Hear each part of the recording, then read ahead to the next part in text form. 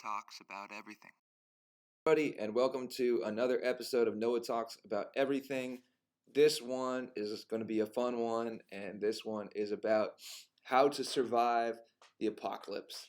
So, this is obviously inspired by what's going on right now with the coronavirus, and but this is not going to be specifically about the coronavirus. This is just going to be about what do you do when things go crazy.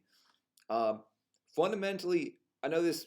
Maybe many people think of this as like people that think about this kind of stuff or prepare for this kind of stuff as kind of outlandish people or like doomsday kind of people. But I genuinely think that this is very realistic. I think most people have way too much faith in the system because the system is huge and it's like it's amazing. You know, the fact that I can use this to I can press on this even as broken as it is. I don't know if you can see it. Like I can press some stuff on this and get somebody else's device to light up and do something on the other side of the world. It's amazing. It's like magic. It's you can you can think, you know, we're used to it because we live with it, but in reality it's like that something, it's literally like some kind of magic that I can do something here and affect something in China. It's unbelievable. Um, so you know, I think when you see how powerful human beings have become, it's really easy to have a lot of faith in the system. But like if you take a look at a city, sometime like if you get kind of, maybe here's a way to express it. I've moved around. I've lived different places at different times, and a lot of times when I arrive at a new place, if I decide to stay at a new place, it's usually because I fall in love with that place. And let me send. I'm gonna text my wife real quick. Making this video, and she just texted me. I'm staying out here late. So all right. So I should send one other thing. Okay. All right. So what was I saying? Well, let's see. All right, the first survival tip is get a new shirt. You can, if you know, in the days before the apocalypse is really going to happen, everything's going to go on major sale. So go in and get. I noticed that now that this coronavirus thing is going on, like all the groceries, so many of the groceries were on like a buy one get one free discount or a major discount, and I'm not sure if that's because the grocery stores want to help people out and genuinely it's humanity helping humanity and the big company helping out the little guy, or if it's just that it's an opportunity to sell a massive load of stuff because you know people are going to be stockpiling it. So if you put it on discount, you're going to be able to sell. The demand has gone way up, so you can unload a lot more. Although but in that same way, if the demand goes up, they should be able to charge more for it. But I don't know. It's interesting. Anyway, ultimately, it's probably a good thing for people to be able to buy stuff on it, have everything on discount. But I lost my track of thought with whatever I was talking about before. Um, you know what? I'm gonna stop the video and just watch it and then get it back. Okay, I think that was worth it. So what I was talking about was cities and falling in love with a city. And when I've lived in different places, so at first I might fall in love with that city and it has this certain shine to me. You know, you see everything in the context of what you feel inside. But when that changes, then you see everything with the context of how that changes. And so when I've made decisions to leave cities or leave different places, a lot of times it's now with all of that experience that I've had in that place. And especially when I'm making that decision and I'm actually in the process of leaving, a lot of times the place takes on a whole new look to me, and I see it in a lot more of a darker way. Um, I think when you arrive at a new place or you arrive with something new, you can see it with all of the hopes and the aspirations that you have for it. And then when you leave, you see it in a different way, maybe with the failures or with the mixed bag that it usually is, and but also I think maybe you can see it with a little more realism. And so that's what I would suggest, that when you look at cities, when you live in the culture, if you're infatuated and amazed by humanity and the current state of society and all of the inventions and accomplishments of humanity, then you may feel like really safe and comfortable and feel like at home and just feel like things are right or good. But when you actually look at what's going on and really think about it, when you look at a city or you look at a town and you see all those the electrical posts that carry the electrical cables, it's literally like a bunch of it's just they're just glorified mud huts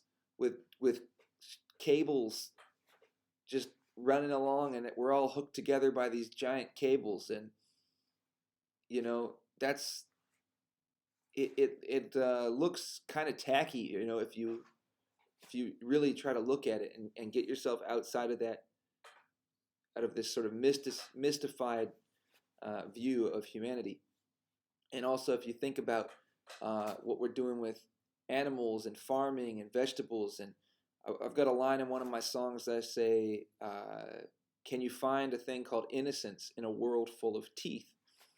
And just how gritty and dark this world is in a lot of ways. So, all right, let's go to the apocalypse. I'm going to try to make this video pretty short because I've been out here a while writing a newsletter, and it's time to go in. It's getting pretty late. So, the apocalypse, I really think it's very realistic, at least in terms of human society as we know it today coming to an end. I believe that this system is so big that and everyone is very dependent on each other. All these different industries, we're all working together to provide the life that we currently live in. And people become, on some level, it is just amazing to me how spoiled people are.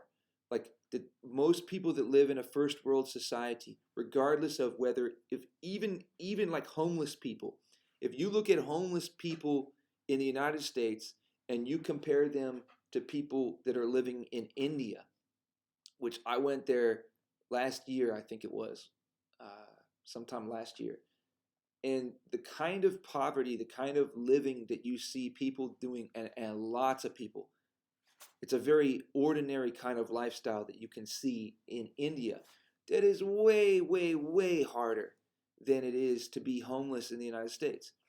There's other things that come along with being homeless in the United States. Drug abuse is a huge problem, and I think the way society treats you as a homeless person is a big problem. And I think there are very much differences between the way society treats homeless people or people living in mass poverty or massive poverty. In India, I think there's a much more of a social network for people there. But that also goes to show how much bigger the problem is in another way, because there are so many people living that lifestyle that it's normalized, and but at least they get to be together with other people like that. But it is a harder life. The quality of life is, as a homeless person, you can still go into a hospital, you can go into a restaurant here in the United States, you can enjoy air conditioning if you want to seek it out. There's many places you can go to be homeless and enjoy outdoor showers for free. Honestly, if you want, the bad side of homeless is that you got to worry about your safety all the time, and then a lot of people get into drugs. And you can't really have possessions because people will steal it at night. You got to find places to put your stuff. Those are some of the hardships of being homeless. But there are some homeless people that are living at large that have tents and electricity and TVs, and as far as homeless goes, they're not living like what a lot of people think homeless people live like. But all right, apocalypse. This system that we've got, I think if people start to lose faith in their ability to survive in the system, everything could go crazy so fast. And that's what I think people don't understand, or at least people that think people like me talking about this are doomsdayers. It could really happen. It's just you have how much supply is at a grocery store. How much you right now. When I'm saying that people are so spoiled, the reason I want to mention that is because that leads to them not really knowing how to survive if they don't have these things that are provided to them. So if you've got a grocery store down the street, yeah, you can go get food, and you've got a stove that makes fire, and you've got a microwave that can cook things. You've got a refrigerator that keeps everything cool or frozen so it doesn't mold or grow bacteria. You've got a shower with running water. You've got clean running water that you can drink that's just running through your refrigerator, that's running into your house. You've got air conditioning and heat, and you've got all this technology that exists to keep you clean and healthy and keep your food clean and healthy and cook the food and protect you and keep you locked and safe inside. If if the if things start to go bad, the grocery store is only going to have food for probably a few days, would be my guess, because people like look at how people when you're driving to work, like look at how many people are incredibly selfish just on a drive to work. Like how much time does it save when somebody cuts one person off? It doesn't save, like it saves like next to no time. Look at how ridiculous so many people are and selfish they are on the road. How just obnoxious people are on the road. All right, and that's just they're trying to save seconds of their day. What if it comes to they're trying to save their life because the food is gone and nobody's driving trucks anymore? And you know, what then? Like people are going to go to the grocery store and take everything they can. Like nobody there are going to be so many people. The system is just like it's big and it's bloated, and if it breaks down, like now people are going to be holing up and not going places for a while. Well, I mean, maybe the truck drivers are all driving. But what if it starts to become really truly dangerous to just go outside? People aren't going to be risking their lives for $50,000. They're not. Like it's and if it comes to that situation where that food that is in your local grocery stores is all that's going to be there for an extended period of time, well, there's too much demand on it. People are going to go steal it, and if you're not there to steal it first, you're not going to get any, and so you're going to be living off of whatever you have in your house. And as that stuff starts to disappear, then you're going to need to go out and find other food. But also as the food supplies for other people start to disappear, they're going to go out and have to find food. And when people start to experience starvation, I think that's when you're going to see like the really ugly sides of people. When things are good, which things are good now, and people complain, and it's ridiculous. But things are good now. When things are good, people can smile and talk, do small talk, and laugh about it. But when things are bad, that's when you're really going to see who people really are. And if you pay attention, you can kind of see who people really are now. But uh, that's when things if things go really bad like that, and people start to experience starvation, I think lots of people are going to be willing to be violent to survive. I think there are some people that may just accept death and just be more accepting of dying and sort of be very weak about it. But there are going to be plenty of people that will become violent to try to get their own survival or the survival of their family or their children or whatnot. And that's when you definitely want to have a gun. If you don't have a gun, you are at a severe disadvantage in that situation. And so, like I said, I'm going to try to keep this video short, so I'm going to try to wrap it up here in a few minutes. I think one of the best things for safety in the apocalypse is to be away from cities. I think the cities are going to be crazy, and I don't care like how prepared you think you are if you're in a city. I think there's just too many threats and too much chaos that will happen in cities that uh, I mean, unless you have like a literal bunker and tanks and heavy firearms and ways to just really heavily defend yourself, then I think you're even if you're well armed, it's still going to be a very dangerous place for you to be in a city. So I think some of the safest places to be are going to be out in the open fields of the Midwest, out away, very far away from people, where there's lots of farmland, where the food is grown, and that's what I would think if I start to think that the country is anywhere close to collapse, then I think that's what I would do is just drive out to the Midwest and buy land or try to get land, get farmland, and learn how to grow my own vegetables. And in fact, I'm already going to start to learn how to start learning how to do that just in my home now. Just try to plant a vegetable garden and learn how to grow fruit trees and stuff like that. Um, but yeah, I think learning how to getting guns and knowing how to use a gun is going to be huge. But I think the biggest thing is just getting away from cities, getting away from highly populated areas. And easy one is just stockpiling some stuff, canned foods that will last a long time, bottled water. I think will be big. Or if you live near a mountain where the water is cold and you got running water, streams where you get fresh water that is cold, so the bacteria won't grow in it, and you can boil that water.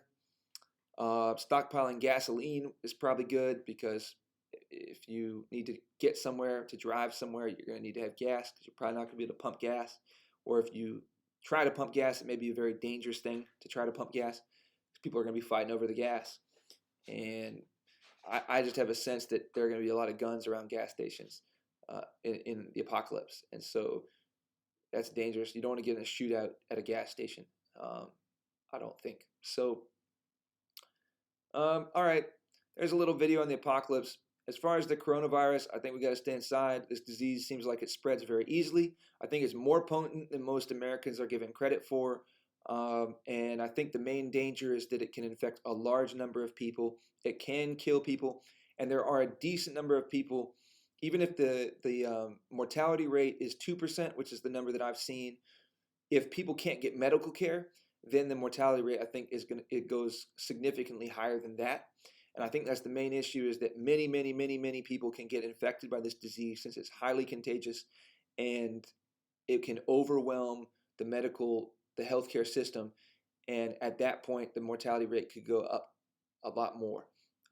So staying inside, staying away from other people is important, not only for your own health, but so you don't play a role in transmitting the disease and propagating the disease, so that you don't want to play a role in helping it overwhelm the healthcare system.